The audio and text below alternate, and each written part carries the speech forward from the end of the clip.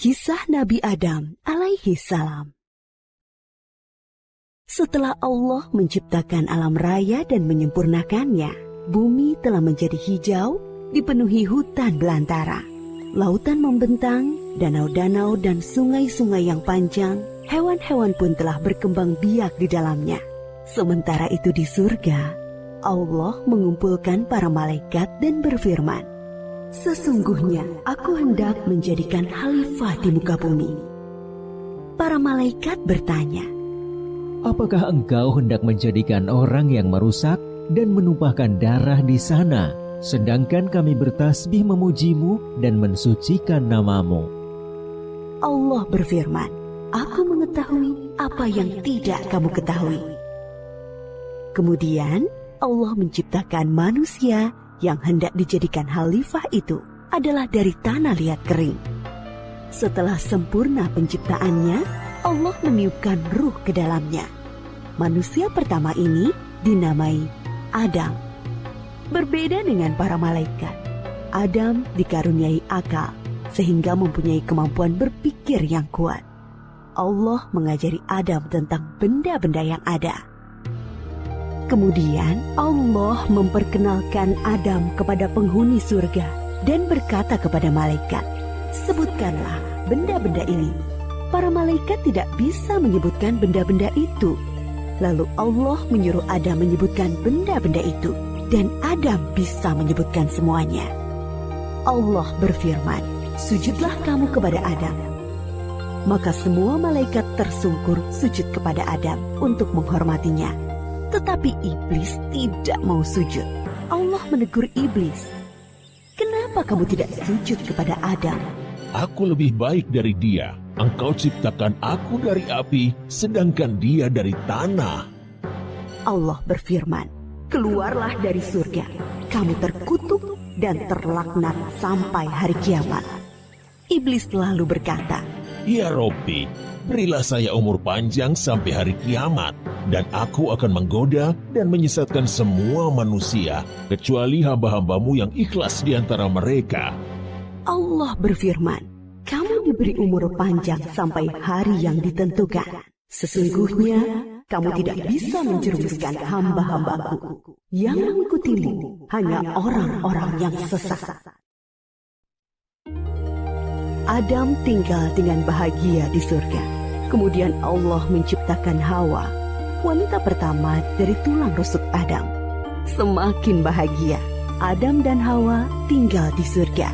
Semua serba ada dan indah luar biasa. Makanan lezat berlimpah, baju beraneka dan indah, istana megah, sangat nyaman untuk tempat tinggal. Mereka bebas berjalan-jalan ke seluruh penjuru surga yang teramat luas dan indah. Allah hanya melarang mereka berdua mendekati sebatang pohon. Adam dan Hawa patuh terhadap larangan itu. Mereka tidak pernah mendekati pohon terlarang itu. Iblis yang mendengarkan larangan itu langsung menyusun rencana. Dia berusaha sekuat tenaga dan menggerakkan segenap pikiran untuk menjerumuskan Adam dan Hawa agar melanggar larangan Allah. Allah yang Maha Tahu memperingatkan Adam dan Hawa, "Hai Adam, setan itu adalah musuhmu dan juga musuh istrimu. Berhati-hatilah, jangan sampai dia mencelakakan kalian dan mengeluarkan kalian dari surga." Iblis lalu mencari kesempatan untuk menggoda Adam dan Hawa dengan berbagai cara, halus maupun terang-terangan.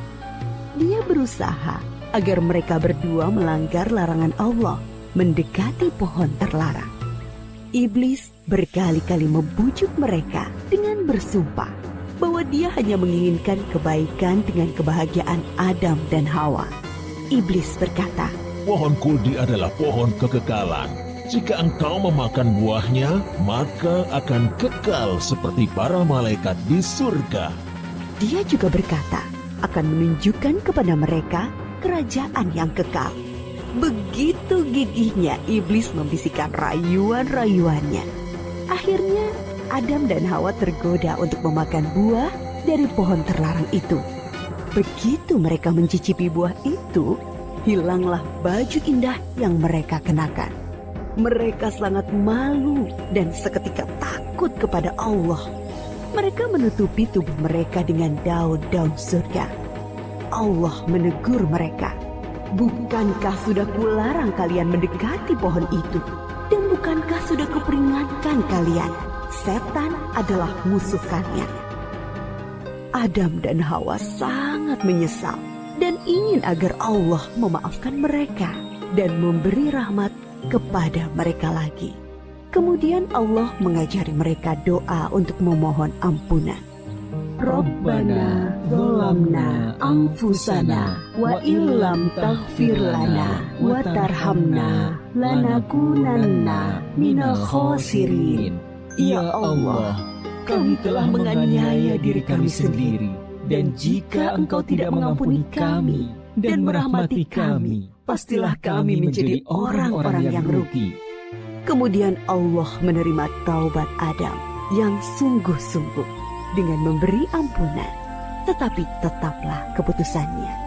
Turunlah kamu semuanya ke bumi, sebagian kalian akan saling bermusuhan. Di bumilah tempat tinggal kalian. Maka turunlah Adam dan Hawa ke bumi meninggalkan segala kesenangan dan keindahan surga. Mulai saat itu, mereka mulai mengupayakan makanan, pakaian, dan rumah dengan tangan mereka sendiri. Ketika Adam dan Hawa diturunkan ke bumi, mereka ditempatkan terpisah.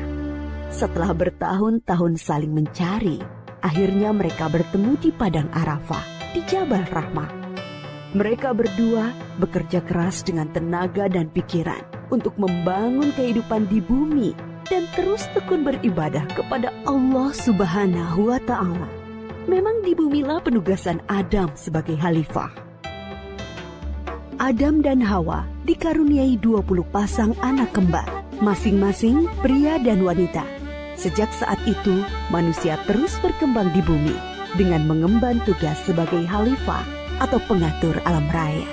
Kisah Nabi Adam ini mengingatkan kita bahwa iblis dan setan-setan pengikutnya akan terus gigih berusaha agar sebanyak-banyaknya manusia menjadi sesat dan masuk neraka bersama mereka kelak. Namun jangan takut, godaan iblis dan pasukannya tidak mempan terhadap orang-orang yang ikhlas berserah diri kepada Allah.